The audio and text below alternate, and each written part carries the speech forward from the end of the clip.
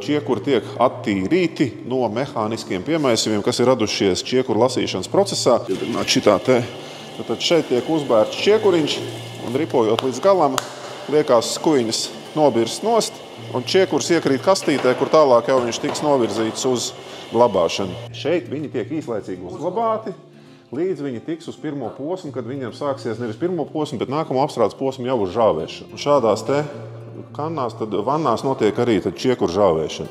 Sažāvētie čiekuri ar sēklu pieaugumu tiek sapildīti šajā konvejerā. Konvejers čiekurus padod uz žāvēšanas trumuli. Tātad sēkliņas visas izbirst cauri un iebirst iekšā plastmasas vannās. Un šis ir nākamais posms sēklai. Šeit sēklai nav garlaicīgi nevienā posmā. Karuseļi, kalniņi, spā saloni. Pirmais posms, kas viņu sagaida šeit, ir atspārnošana. Tātad katrai sēkliņai klāt ir spārniņš. Mums ir katrai sēkliņai šis spārniņš jānolauž nost. Braukājot riņķī, tātad šie spārniņi tiek mehāniski nolausti nost vai atdalīti no sēklas. Tālāk piedzīvojumi turpinās uz sietu šķirotāju. Tāda izskatās, ka birst ārā sēkla ar visiem gružiem un piemaisījumiem. Tātad šeit mēs varam redzēt izšķiroto.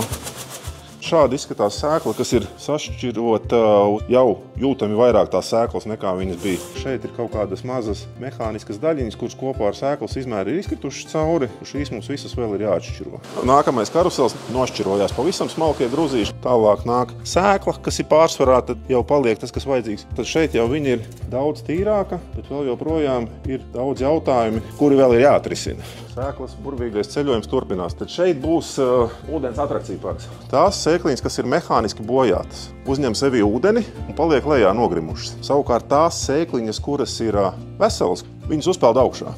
Bet šeit vēl pēc tam pastāv varbūtība, ka viņas ir vai nu pilnas, apaugļojušās, vai nu tukšas sēklas.